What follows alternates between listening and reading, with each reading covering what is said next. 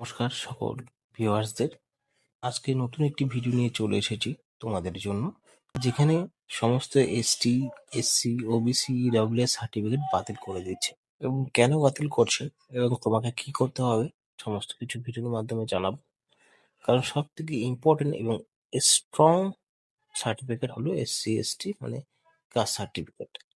তো কিভাবে তোমাকে বাঁচতে হবে সমস্ত কিছু আমি জানাবো এই ভিডিওর মাধ্যমে, এবং সচেতন কিভাবে হবে এবং কিভাবে এই সার্টিফিকেট গুলো নিজের কাছে রাখতে পারবে এবং নিজের নামে করতে পারবে এবং পার্মানেন্ট। আজকের এই ভিডিওতে জানাবো, ভিডিওটি সমস্ত দেখতে থাকো, কারণ এসএসসি ওবিসি সার্টিফিকেট সমস্ত সার্টিফিকেট 2011 সাল থেকে শুরু করে আজ পর্যন্ত যত সার্টিফিকেট কিছু হয়েছে সার্টিফিকেট বাদ চলেছে। চলুন এক নজরে দেখা যাক বিষয়গুলো। যারা নতুন রয়েছে ইউটিউব চ্যানেলে এখনো পর্যন্ত সাবস্ক্রাইব করনি করে নাও এবং নতুন ভিডিওর আপডেট পাওয়ার জন্য পাশে থাকা বেল আইকনে প্রেস করে দিও। গুরুত্বপূর্ণ নির্দেশিকা, কাস্ট সার্টিফিকেট পুনরায় যাচাই। 2011 সাল থেকে 1.69 কোটি মানে 1,69,00,000 SC ST OBC certificate issue হয়েছে 2011 সাল থেকে।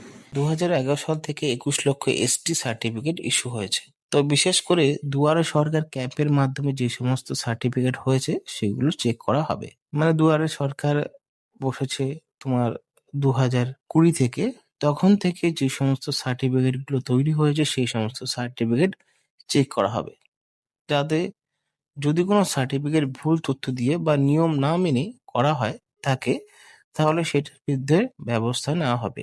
তো বোঝা গেল, এই বিষয়টা জানানো দরকার, কারণ কি তোমাদের কাছে হয়তো এসসি সার্টিফিকেট নতুন আছে বা 2011 পরে এসসি সার্টিফিকেট রয়েছে।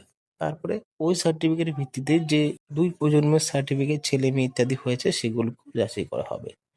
মানে যেহেতু সার্টিফিকেট হলো লিঙ্ক আপ, মানে যদি তোমার বাড়ির বাবার থাকে তাহলে তোমার হবে, এবং তোমার যদি থাকে তোমার কাকার ছেলের হবে, এবং তোমার কাকার ছেলের থাকলে তার বাড়ির অন্য কারোর হবে। তো এইভাবে লিঙ্ক আপ থাকে, রক্তের সম্পর্ক যাদের রয়েছে তারাই কিন্তু এই সার্টিফিকেট আস্তে আস্তে লিঙ্ক আপ করা যায়। যাদের নাম ভোটার লিস্ট থেকে বাদ গেছে বা এসআইআর এক্সারসাইজে সমস্যা ধরা পড়েছে তাদের কাস্ট সার্টিফিকেটে বাতিল হতে পারে তদন্তের পরে। মানে এসআইআর এ যাদের নাম ওঠেনি বা কোনো রকম ত্রুটিপূর্ণ হয়েছে এসআইআর এ, তাদের কিন্তু কাস্ট সার্টিফিকেট বাদ করতে পারে। এবার সব এসডিও এবং ইস্যুইং অথরিটিদের এই ভেরিফিকেশন করতে বলা হয়েছে। মানে যে এসসি সার্টিফিকেট সেটাগুলো কিন্তু এসডিওরাই দেয় এবং তারাই সার্টিফিকেট ইস্যু করে, সমস্ত ডিজিটাল সই করে বা অরিজিনাল সই করে। তার সবচেয়ে গুরুত্বপূর্ণ, এসডিওদের এই কাজে কোনো শিথিলতা সেই অনুযায়ী বিবেচনা করা হবে এবং এসডিওদের ব্যক্তিগত দায়বদ্ধতা নির্ধারণ করা হবে।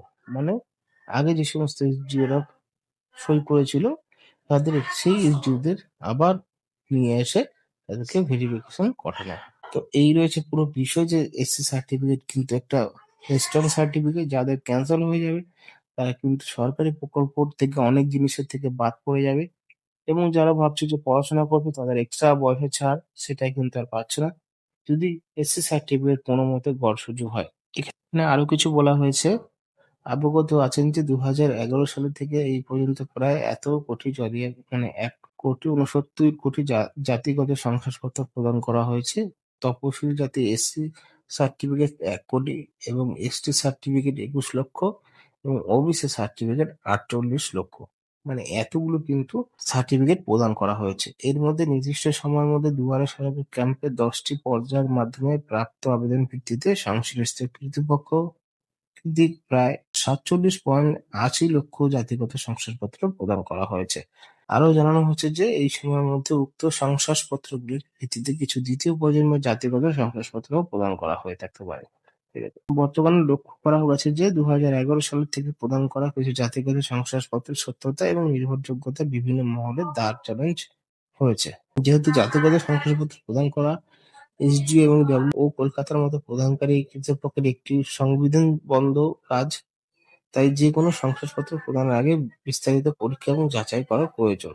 ঠিক আছে। বিষয়টি গুরুত্ব এবং সংবেদনশীলতা বিবেচনা করে সক্ষম কর্তৃপক্ষের সভাপতিত্বে অনুষ্ঠিত পর্যালোচনা সভার নির্দেশ অনুযায়ী প্রচলিত নিয়ম এবং সংবিধিবদ্ধ বিধান মেনে সংশ্লিষ্ট শংসাপত্র প্রদানকারী কর্তৃপক্ষের স্তরে এই জাতিগত শংসাপত্র পুনরায় মানে পুনরায় যাচাইকরণ মানে রিভেরিফিকেশন করা হবে। এটা মাথায় থাকলো।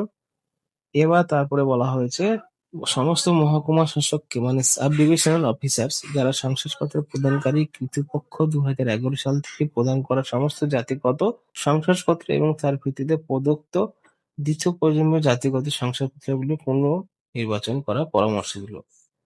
এটি প্রচলিত নিয়ম এবং সংবিধিবদ্ধ বিধান অনুযায়ী করতে হবে যাতে প্রদত্ত শংসাপত্রগুলির সত্যতা ও নির্ভরযোগ্যতা নিশ্চিত করা যায় এবং শংসাপত্র প্রদানের স্বচ্ছতা বজায় থাকে।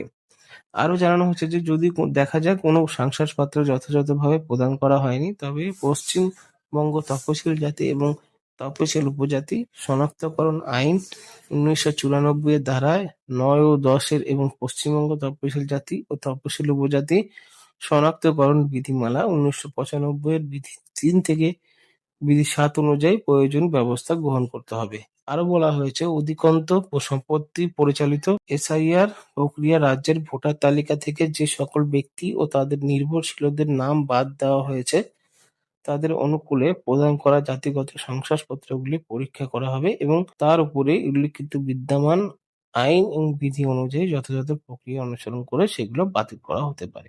তো এসি সার্টিফিকেট নিয়ে বড় একটা ধাক্কা লেগেছে। যাদের কাছে আছে এই সমস্ত বিষয়গুলো জেনে নাও কি করবে সরকার। যদি একটার মধ্যে তুমি যদি তোমাদের লিস্টে নাম থাকে তাহলে কিন্তু হয়তো এসসি সার্টিফিকেট, এসটি সার্টিফিকেট